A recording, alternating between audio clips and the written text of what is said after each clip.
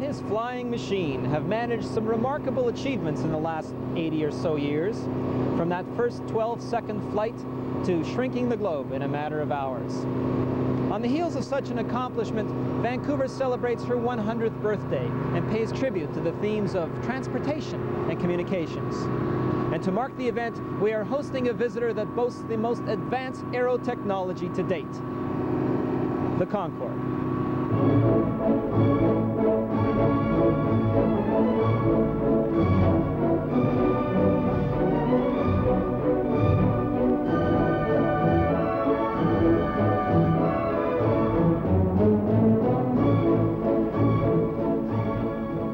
Concorde is really two aeroplanes in one.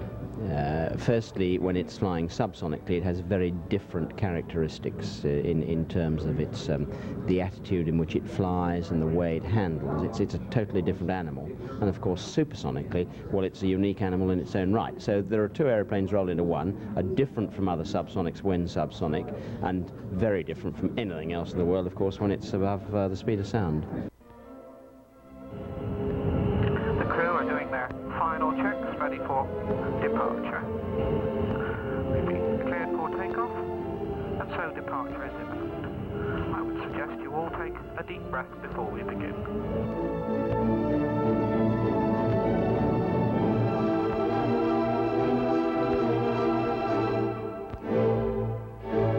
Why do you think there was a concept for supersonic transport? A natural progression of events. It became possible for high-speed flight to be developed after the end of the war, really almost during the war, and the question of the first jet airliner, the Comet 1, which by the way I flew for a couple of years myself again in the year 1952 to 54, even at that time it was very clear that engine thrust was going to be available, which would not only give performance like for the Harrier, for the AV-8B, vertical takeoff, it will give the possibility of getting aeroplanes off the ground with the sort of weight and load that would enable them, and fuel, which enable them to go long distances at high speed. And so it became possible to think of getting these very, very fast aeroplanes into the air in terms of power. Aerodynamically, is another matter. That was being developed at the same time, and the aerodynamicists had developed all sorts of ways of conquering the drag. Captain Walpole controlling the speed, 240 miles per hour. Over the edge of the field now, down to 300 feet, lining up, and away we go.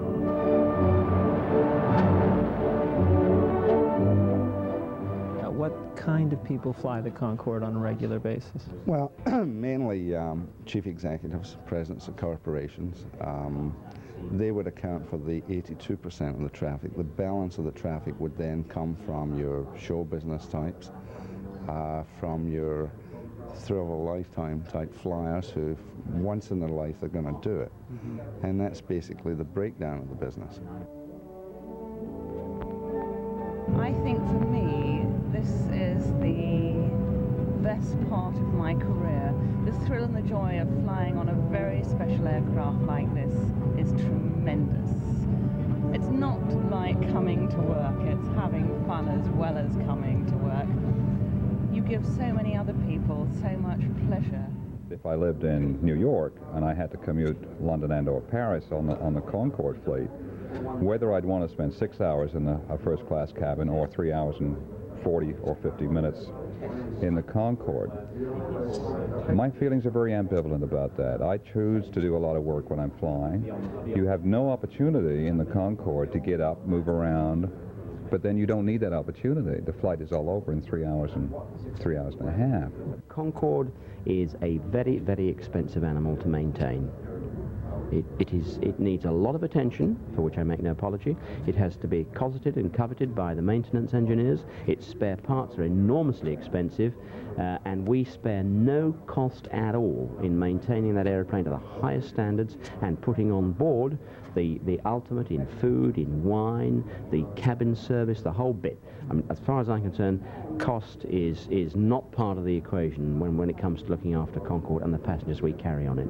On a note of the future, or looking into the future, can you see a development of either the Concorde or a prototype or a successor?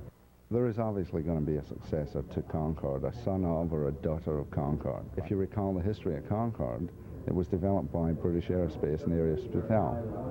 Aerospace for the British government, Aerospace for Air France. So there may be, again, a coming together of the two countries to develop the next generation of Concorde, which incidentally, even if it went off the drawing boards today, would not surface until the 21st century anyway. Concorde will remain in service for another 15 years. It'll fly into the next century. The structural testing of the aeroplane has suggested that it will be totally acceptable in structural integrity terms beyond the year 2000. Now, it is my firm view that there will be a successor to Concorde. Now, people that I've spoken to have flown Concorde, and there are some occasions when something goes wrong in New York and they are upgraded from first class on whatever airline they're flying with to Concorde. They're ecstatic about it. They think it's absolutely marvelous. They think it's wonderful. But I'm a pretty tired and weary traveler, so I perhaps have a different point of view than they do. But the overwhelming response of those people that fly Concorde is, wow. The Concorde isn't the answer for the budget-conscious traveler like most of us are. This aircraft is expensive, reserved for dukes and duchesses, the sultans of government, business, industry, and the arts, or anyone who can afford the extravagant price it takes to fuel it. Don't look for seat-saver discounts on this flight. It's just not in that league. But you know, on the other hand, you have to marvel at what can be done when people put their minds together to fulfill the dream of man and his magnificent flying machine. It's amazing how occasionally man, with a complicated device like a big piece of metal, which is all Concorde is, manages, and solving all sorts of technical problems, managed to come up with something looking really nice. Now, Concorde is such a nice looking thing, and it moves one to such enthusiasm, and it isn't really anything more than that.